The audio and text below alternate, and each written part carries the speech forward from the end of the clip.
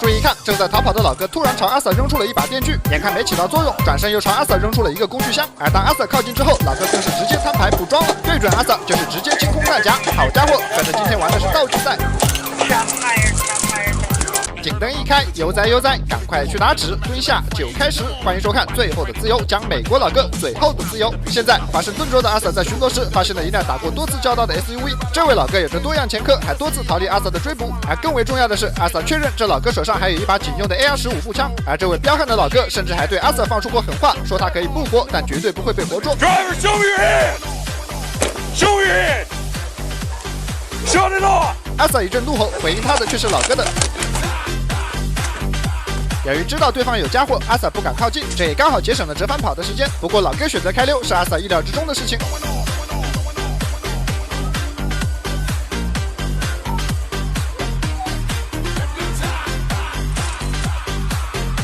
虽然老哥率先起步，但阿 Sir 落后的距离并不多。只不过忌惮 AR-15的威力，阿 Sir 并不敢靠近，毕竟这玩意儿可以打穿2级防弹甲。就在这时，老哥突然从副驾扔出了一个饮料瓶。此刻的阿 Sir 只当老哥是在乱扔垃圾，还没有意识到问题的严重性。趁着两人拉扯之际，我们先来看一下老哥的座驾。老哥所驾驶的是一辆老款的丰田超霸，生产周期为1995到2002年，至今至少已经有24年的历史。这辆车最高搭载3.4自吸 V6 发动机，最大马力183。这个数据放到现在来看不是很强，可放在当初这是妥妥的硬派越野。或许是知道这辆车在公路上很难摆脱阿 Sir 的追击，没跑一会儿，老哥便再次扔出了道具。和刚才的塑料瓶不同，这次可是下了血本。阿 Sir 定睛一看，居然是把电锯。好家伙，居然拿电锯出来当破菜器用。只可惜这个准头比起痛击队友的小黄鸡还是差点意思。可架不住老哥东西多，一转眼又扔出个工具箱。虽然阿 Sir 躲避及时，但还是砸到了他的车身。好在不是重要部位，才不影响全速，怕什么怕？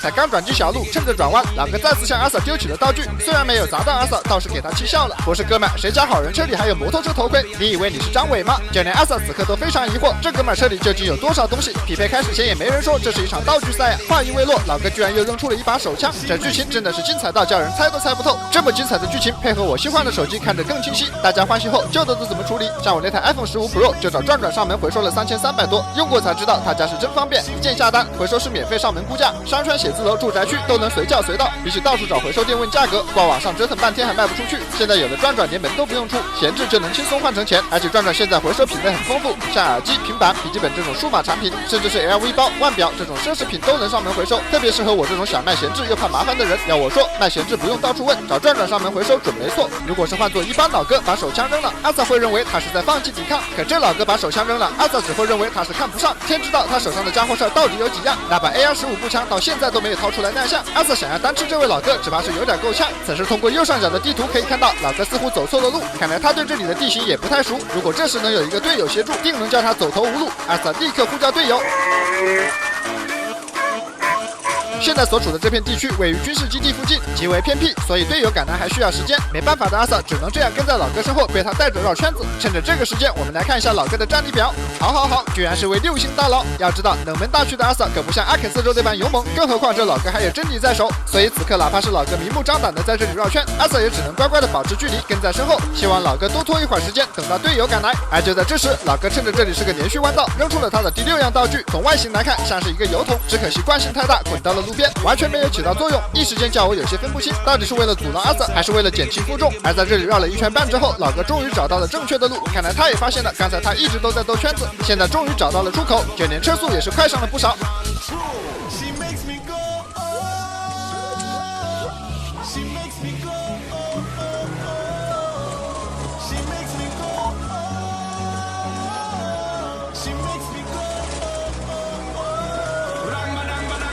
由于老哥刚才走错路，耽误了不少时间，这让自然的队友趁机跟得上来。有了队友做后盾，阿 Sir 立刻有了底气，他准备找机会给老哥来一个贴贴。而这机会也是说来就来，刚转过弯的老哥速度大幅度降低，阿 Sir 趁机利用动力的优势，一脚油门靠近，准备给老哥来个出其不意。可当他调整角度上去贴贴的时候，还是慢了一拍，这下没能截停老哥，却是激怒了老哥。AR-15步枪终于亮相。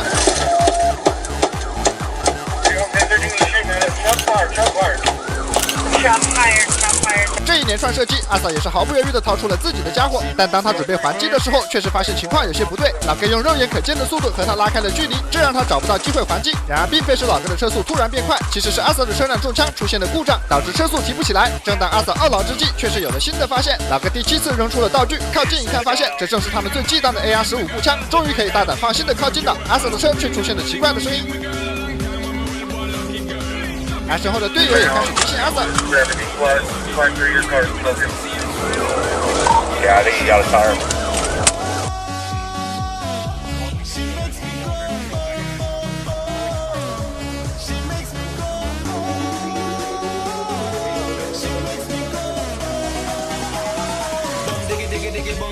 此时阿萨的车辆已经是彻底动弹不得，于是他立刻停车，让队友前来接应。想起刚才被老哥扫了整整一梭子，本来已经下车的阿萨又连忙折返，拿上自己的家伙事儿，居然是和老哥同款的 AR-15步枪。看这个架势，是准备以牙还牙。由于情况紧急，担心老哥走远，阿萨遗漏了一样非常重要的东西在车里，而正是因为忘带了这个关键的东西，导致了这场追捕最终以失败告终。坐上副驾的阿萨无比希望能有向老哥开枪的机会，可实际情况却偏偏事与愿违。由于转弯时的车速太快，老哥的车辆失控，最终旋转180度停在了路边。队友们已经开始和他对峙，阿萨迫不及待的下车，找到一个绝佳的射击地点。看他激动的样子，仿佛老哥的动作要是稍有不对，他就会立刻开枪。而这一次的对峙整整持续了15分钟。让阿萨万万没有想到的是，从主驾驶下来的并不是老哥，而是一位看上去手无缚鸡之力、戴着眼镜的老姐。You're under arrest. Yeah, she dropped him off somewhere.